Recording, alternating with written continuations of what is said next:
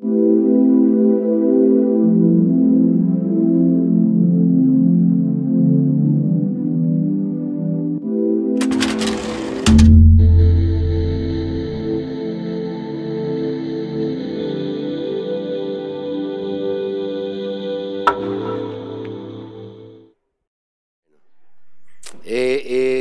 de la toxicidad, quiero aclararle que yo soy profesor de psiquiatría desde hace 35 años y la materia que imparto es neurobioquímica y psicofarmacología.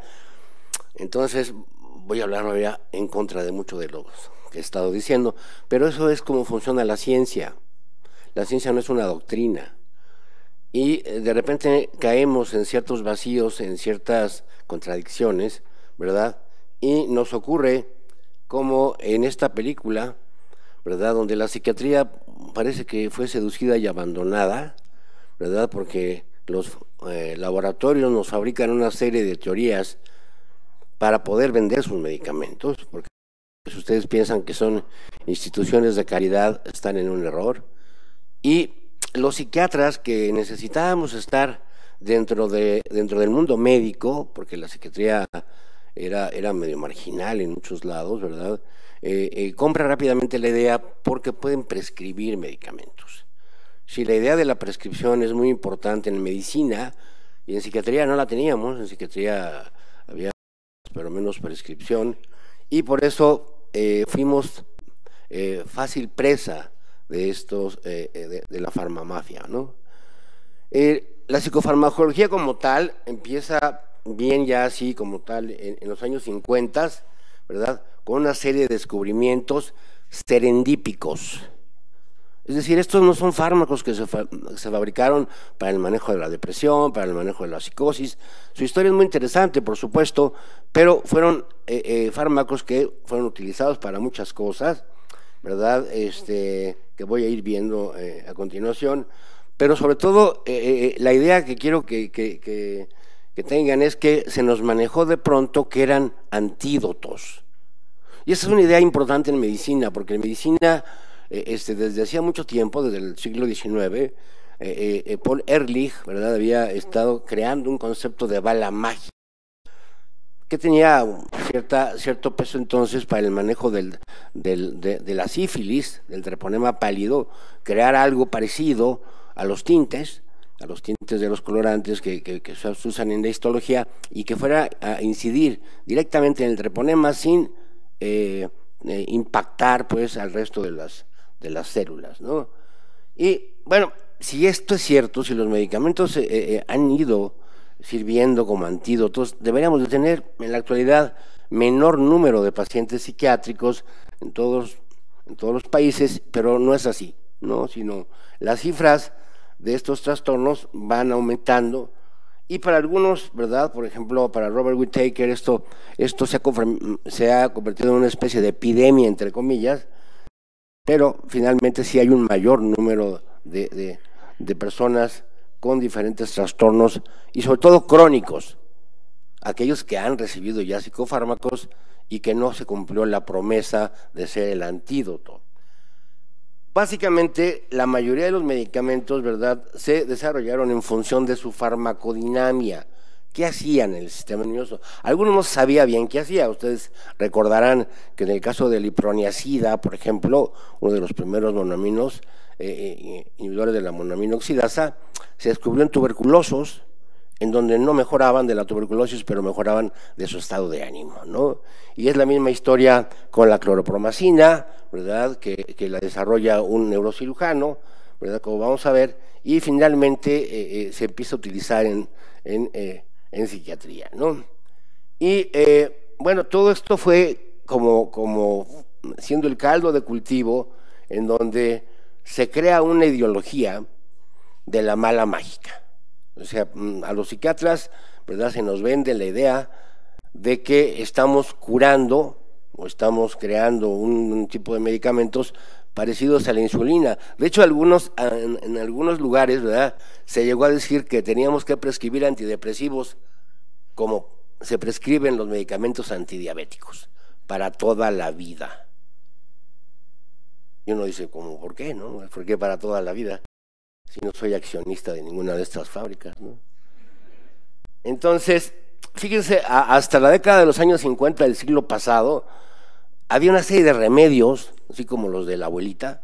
Yo a mis estudiantes les digo, si tienen abuela, con todo respeto, no es un insulto, vayan y pregúntenle cosas, van ustedes a desarrollar una serie de protocolos de investigación que son basados en el conocimiento popular y son serios además, ¿sí? Bueno, entonces muchos de estos remedios no estaban patentados, entonces la asociación, la American Medical Association desarrolla una oficina que luego fue la FDA, en donde se tiene que sustentar que los medicamentos sirven para lo que dicen servir, ¿sí?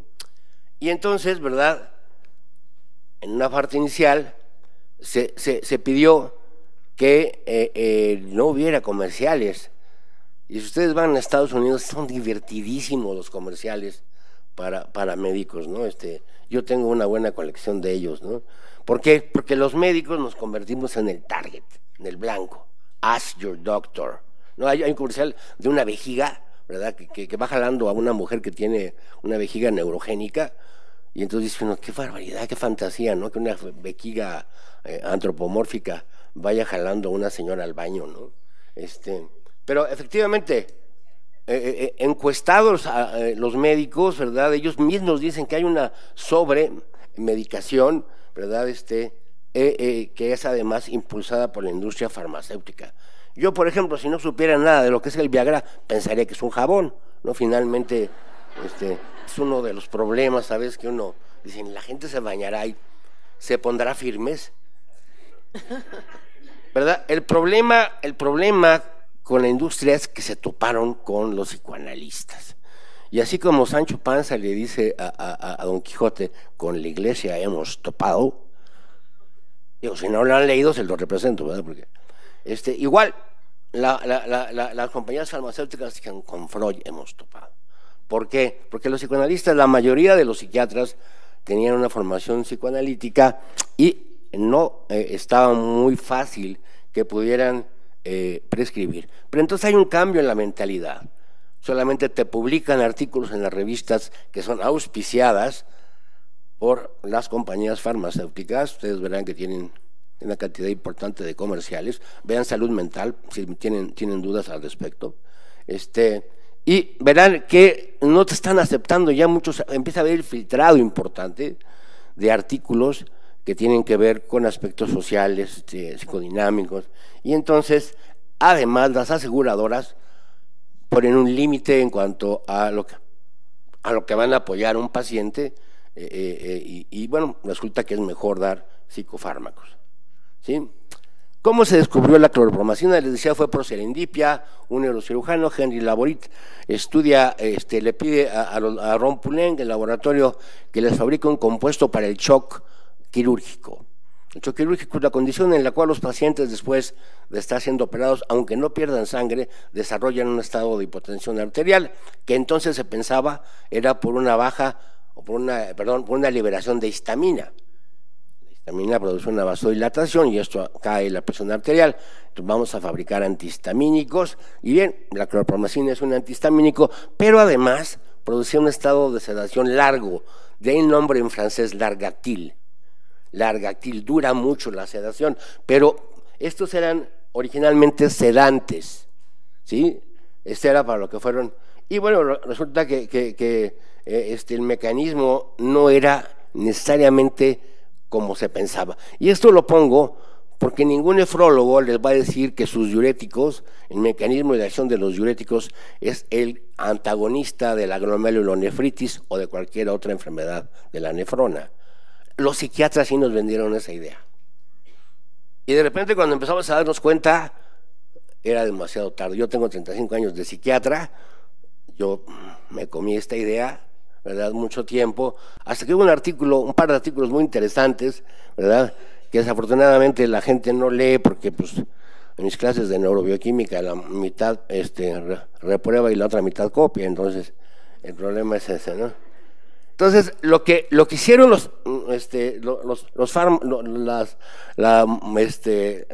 compañías farmacéuticas fue una transmutación ¿Se acuerdan de los alquimistas que hacían transmutaciones? Ellos hicieron una transmutación, ¿verdad? Donde las drogas, ¿verdad?, que sirven para el manejo, sí hay drogas que antagonizan el efecto central de algunas enfermedades.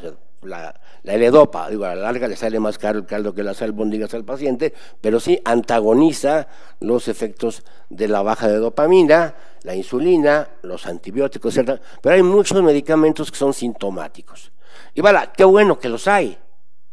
El problema es que nos vendan la idea de que son curativos o de que son como antídotos para enfermedades, ¿sí?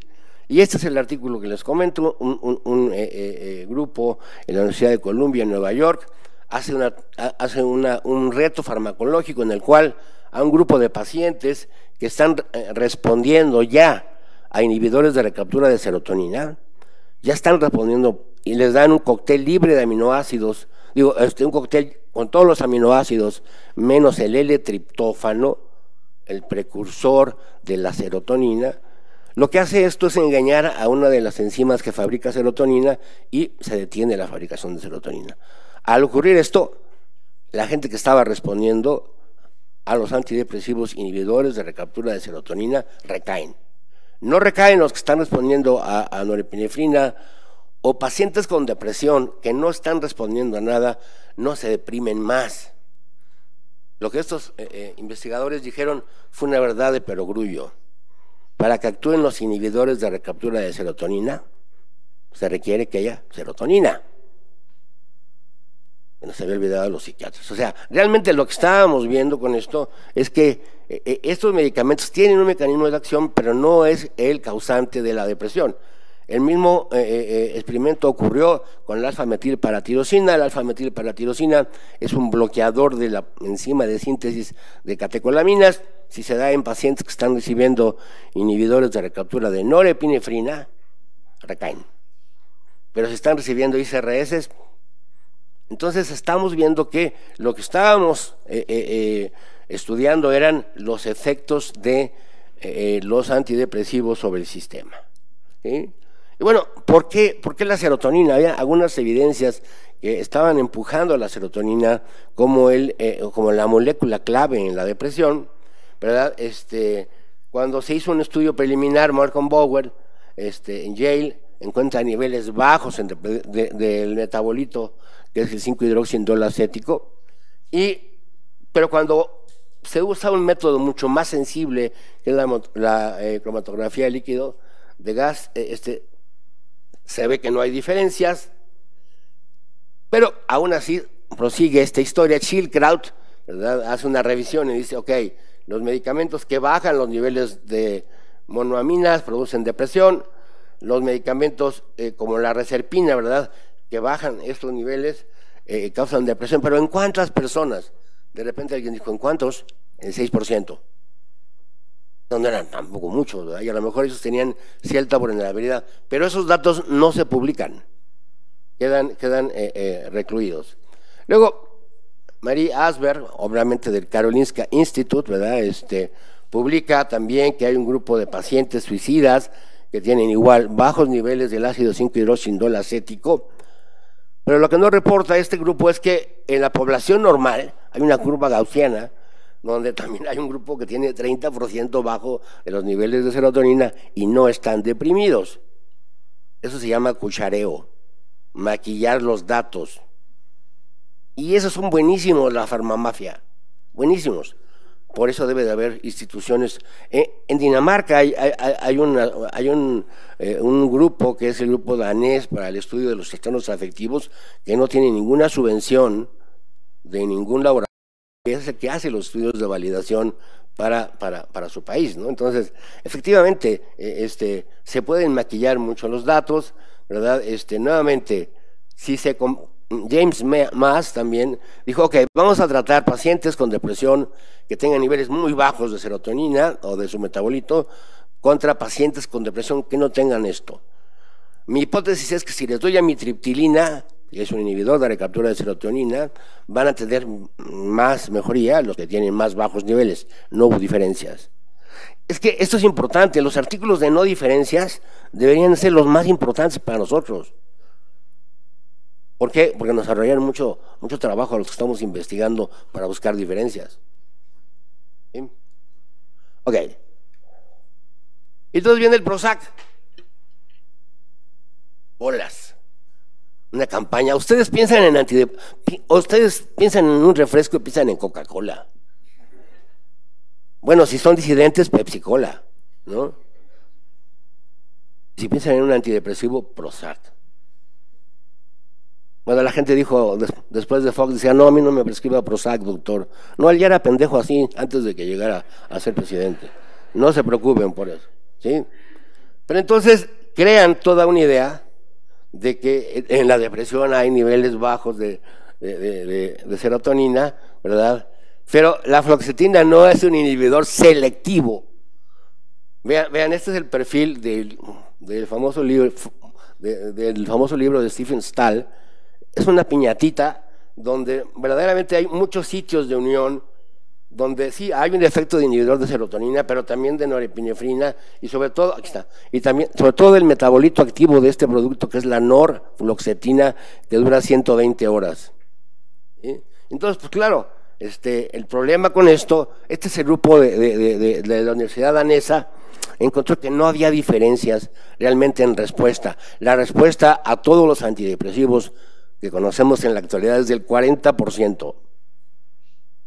Hay una gran respuesta placebo que no se ha estudiado adecuadamente, porque también porque no se vende. El placebo no se puede vender, ¿sí? Pero hay incluso estudios donde se descarta a los placebos respondedores. Debería de hacer estudios de qué pasa con los placebos respondedores. Finalmente, a lo mejor ahí encontramos cosas interesantes, ¿sí? Entonces, hay muchas fallas en la hipótesis monoaminérgica. Bueno, ¿por qué no administramos L-Dopa para la cocaína? Fenfluramina aumenta la liberación de serotonina. ¿Sí? No mejoran, finalmente, por eso no lo hacemos, ¿no? Y además hay una mayor capacidad de recaídas. Y hay otras estrategias terapéuticas, ¿verdad?, que nos evidencian una respuesta terapéutica muy rápida. La privación de sueño, por ejemplo, así fue como se descubrió, ¿verdad?, en Dinamarca, precisamente un profesor que se puso a andar en bicicleta a las 2 de la mañana, ¿verdad? Ahí todavía hay luz a las 2 de la mañana, y descubrió que se mejoraba. Claro, cuando durmió, recaía, ¿no? Entonces, sí hay algunas estrategias que mejoran de nuestra depresión de manera inmediata. Y bueno, en la actualidad, cuando uno habla de las teorías monoaminérgicas de la depresión, es como hablar de la masturbación. Y a ustedes les ha de haber dicho cuando eran niños que se masturbaban en exceso, ¿verdad? Iban a quedarse ciegos, que nada más teníamos 18 litros y ustedes ya iban en 17, ¿verdad? Que se iban a quedar, etcétera. Y no es así, ¿verdad? Esto está captado en esta maravillosa pintura de Egon Schlem. No pasa nada, pero es uno de los mitos que hay. Ahora, ¿qué pasó con los antipsicóticos? ¿No? De ser tranquilizantes mayores, realmente es lo que eran. Y entonces, ¿por qué había mayores? Porque había menores, ¿no? Y entonces, nuevamente se volvió a transgredir este concepto. Hay medicamentos que nos ayudan en medicina para revertir síntomas y hay otros que son sintomáticos y nada perdemos. Qué bueno que hay sintomáticos. Si yo tengo una cefalea por hipertensión arterial, qué bueno que hay aspirinas, ¿no? Qué bueno que hay. No me va a quitar la hipertensión, pero qué bueno que hay. ¿Sí? Y bueno, este concepto de los neurolépticos, ¿verdad?, para el control como ansiolíticos, fue cambiando paulatinamente. Entonces, como les decía, había tranquilizantes mayores y había los menores, ¿verdad? Y de repente se transgrede totalmente la indicación. ¿Por qué? Porque finalmente si tienes al paciente quietecito, hijo, puedes hacer muchas cosas. La primera impresión que tuve cuando entré a un pabellón de psiquiatría siendo estudiante de medicina fue el equivalente a las estatuas de marfil. No sé si han jugado ese juego, ¿verdad? Pero las estatuas de marfil son los sujetos que se quedan quietecitos. Entonces entrabas a los pabellones de psiquiatría, porque había un concepto muy interesante, el de la impregnación. Había que impregnar a los pacientes, como en cardiología, con la guabaína. Había que dejarlos. No, se pensaba que el efecto parkinsónico era parte del tratamiento. Entonces, impregnarlos, cialorreicos, y entonces empezaron a ver en la actualidad es usado para todo este tipo de cosas, y vean por qué. Esta es la piñata de la clozapina. Prácticamente es como el cuadriderm. Para los que no saben dermatología, el cuadriderm esto es. Yo no sé dermatología, por ejemplo, ¿no? Entonces yo tengo un paciente que tiene un trastorno dermatológico y le mando cuadriderm, ¿no? O sea, no tengo ningún... Vean esto. Entonces es cuestión de dosis.